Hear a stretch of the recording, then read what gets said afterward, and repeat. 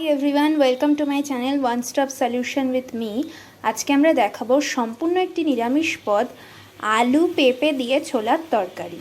আর এইটা বানানোর জন্য যে উপকরণগুলো লাগছে সেগুলি হলো পেঁপে নুন হলুদ দিয়ে সেদ্ধ করা, ছোলা সেদ্ধ করা, অবশ্যই ছোলাটা আগের দিন রাত্রে ভিজিয়ে রাখা হয়েছিল, আলু ডুমো ডুমো করে কাটা, আর লাগছে কাঁচা লঙ্কা বাটা, আদা বাটা, তেজপাতা, শুকনো লঙ্কা, আর লাগছে লবঙ্গ, দারচিনি আর একটু জিরের গুঁড়ো।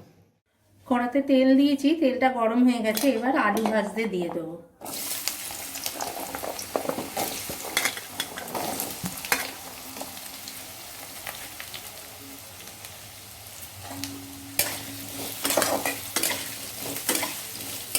আলুগুলো একটু লাল লাল করে ভাজা হবে।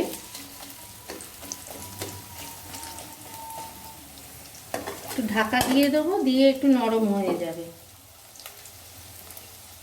আলুটা ভাজা হয়ে গেছে, এবার সব তুলে নিচ্ছি।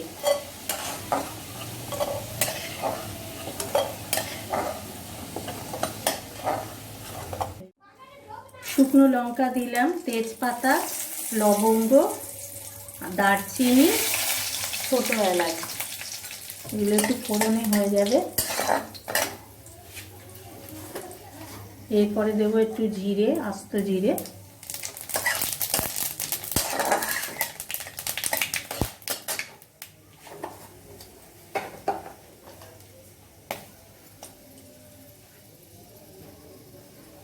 আদা বাটা,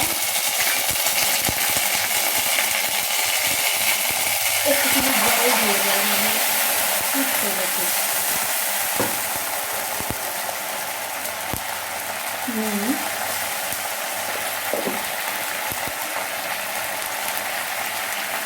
হলুদ,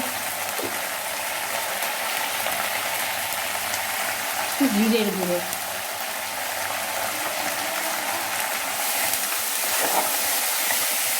এবার এটাকে একটু কষতে হবে।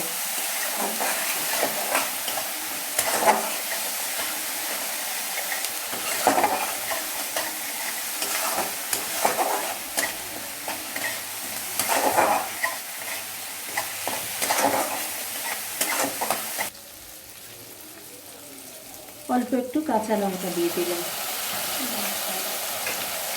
কাঁচা লঙ্কা বেটে রেখেছিলাম সেটা দিয়ে দিলাম।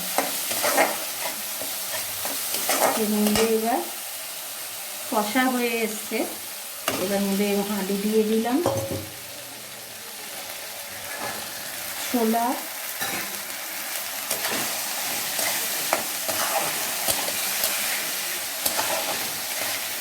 এটা এবার একটুখানি কষতে হবে।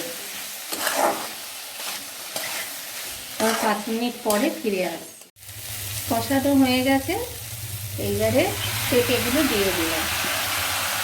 এগুলো কিন্তু নুন আর হলুদ দিয়ে আগে থেকে সেদ্ধ করে রাখা আছে।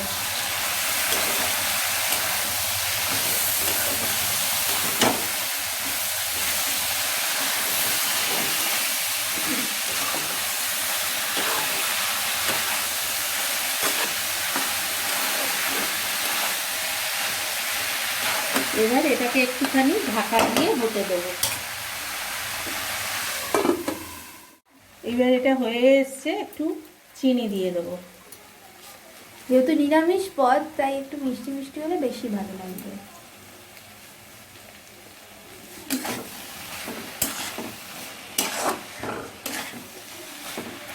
আর যে আর পছন্দ না মিষ্টি, সে দেবে না। এবার একটু গরম মশলা দিয়ে দেবো।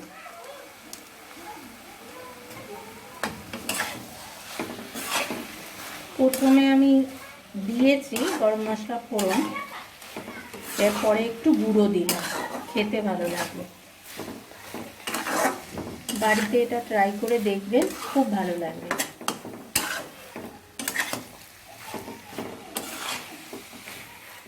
আমাদের ছোলা দিয়ে পেঁপে আলুর তরকারি রেডি অ্যান্ড সার্ভড।